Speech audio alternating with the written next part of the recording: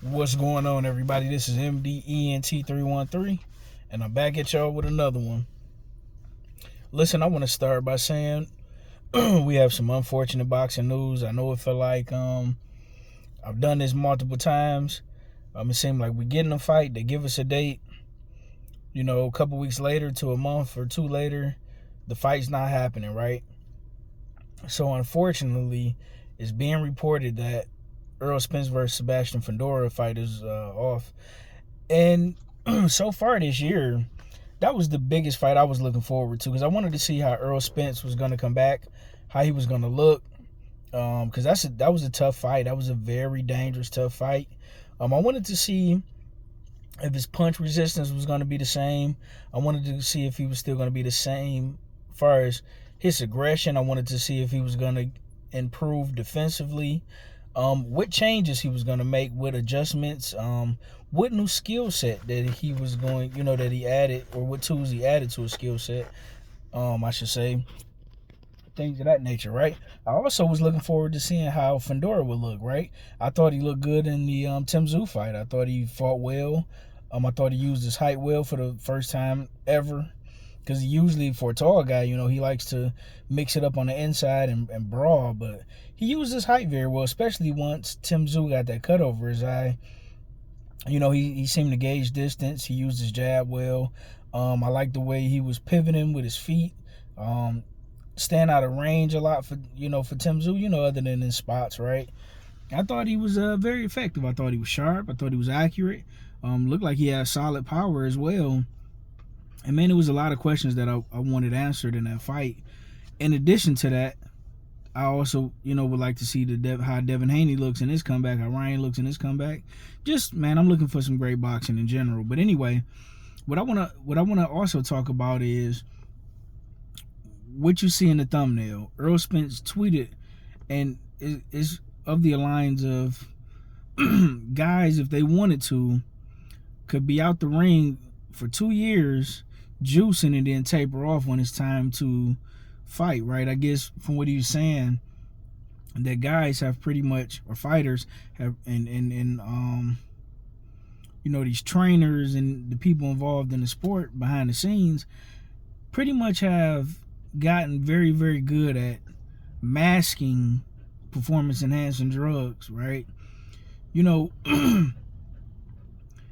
It wasn't easy to mask back in the day like it is now, right? You figure it'd be a lot harder now because of technology and with the advancement of modern science and equipment and technology. But guys have, every time you create something new that's positive, somebody bad to come along and figure out a way to get around it, right? And the cycle just go on and on. But it brings up a very interesting topic because Floyd Mayweather, for the longest time, when he was active and he was doing his thing at the height of his career, he would often talk about how a lot of these fighters was on juice, and he knew a lot of the fighters who was on said things, which is why he was a big advocate of performance enhancement. He was a big advocate of drug testing to prevent performance enhancement use, 24/7 VADA testing, Olympic style drug testing with Manny Pacquiao. We all remember how big of a thing that was when Manny Pacquiao claimed he didn't like needles, but he got tattoos all over his body. Floyd Mayweather also accused Canelo Alvarez of shooting that crap up his butt. I don't want to say the exact terminology Floyd used, but you get where I'm going with this. So I guess amongst fighters, right, whether they're, legends of the game, current veterans, and even newcomers, they know, I guess it's a big thing in the sport of boxing, unfortunately. And the way that boxing is structured, because it's not up under one entity like the NBA or the NFL or the MLB or the NHL, so there's no real way to monitor what's going on when it comes to performance enhancing. In addition to that, the punishment when you get caught isn't severe like it is in other sports, right?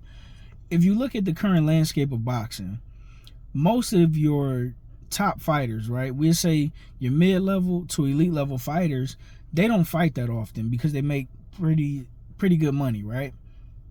So most of them fight at best twice a year. Some of them fight once a year. Now, when you look at the punishment, right?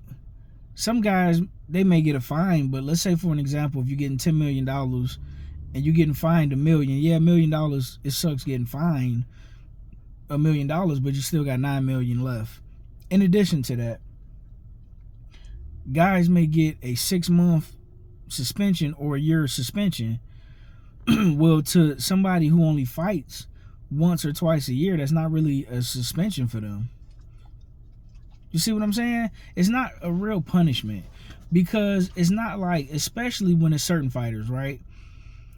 When Gerald Miller, he was the only fighter that I know personally, and correct me if I'm wrong, get in the comment section and let me know. Gerald Miller was the only fighter I know that got harshly punished for taking performance enhancing drugs multiple times, where he got a 4-year suspension.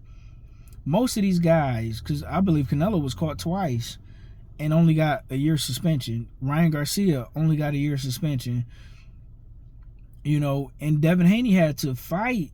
He didn't even get the money that he was supposed to get for Ryan Garcia missing weight. Devin Haney had to fight to get his O back. His career may never be the same. We don't know that yet. I'm hoping, that's not the case. But his career may not be the same.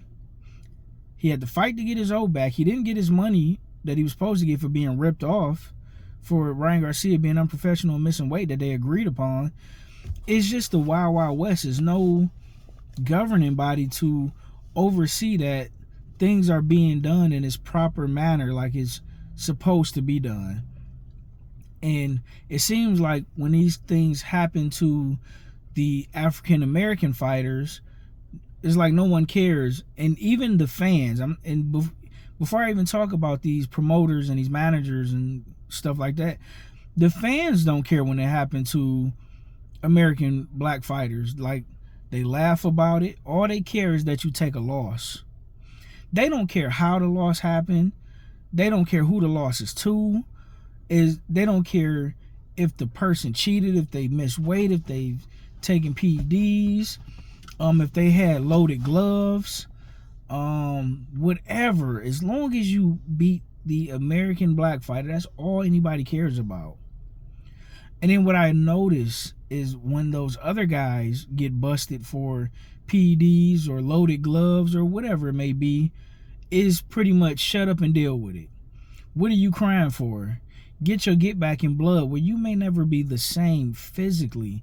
We're not even going to talk about mentally. You might not be the same, but physically you may never be the same. So it's easy to tell somebody to get it back in blood, but they're not the same fighter that they was heading into that particular fight. Now, on the flip side, when one of our fighters get caught doing it, you get judged for it. And even if you don't get a penalty, like say you get a minor penalty, like a 6-month or a year suspension, where your reputation and your credibility is so damaged as an African American fighter, it's already hard enough to get fights as it is. But none of the promoters really want to mess with you after that, because you're even less marketable after something like that. Whereas on the flip side, those guys are still marketable because their fans don't care as long as it happened to one of our fighters. So it's extremely unfair. It's extremely uncalled for. Errol Spence made valid points. He made a valid point. And I hope something gets done. I like the fact that Turki Al-Sheikh has come into boxing, and I think in the next 2 to 3 years, he's going to clean up things like that. He's already trying to work on the BS scoring, where we see a lot of fighters get robbed out of wins that they should have won. I mean, out of fights that they should have won, because you got a three judge system. Every fight is not scored the same other than knockdowns, right? Some judges, they will score it for the fighter who lands the more effective shots. some judges score for who was ever the more aggressive fighter. Some judges score for ring generalship, who looked like they was controlling the pace of the fight, who looked like their style particularly was being imposed on the other guy's style. So meaning that if you're a pure boxer and it looked like you're making the aggressive fighter fight your fight, whether you land in clean and effective shots or not, they're going to probably score the fight for you. And vice versa, if you're the aggressive fighter and it looked like you're making the boxer bend to your will, even if you're not really landing a lot of hard, effective, clean shots, that particular judge. So you could watch a bunch of fights, and if you're not well versed in the sport of boxing, if you're just watching a bunch of different fights, you'll be like, well, that don't make sense, because I seen the same scenario in this fight and they scored it for that fighter. Why in this particular fight they scored it for the other fighter when, you know, the previous fight you didn't?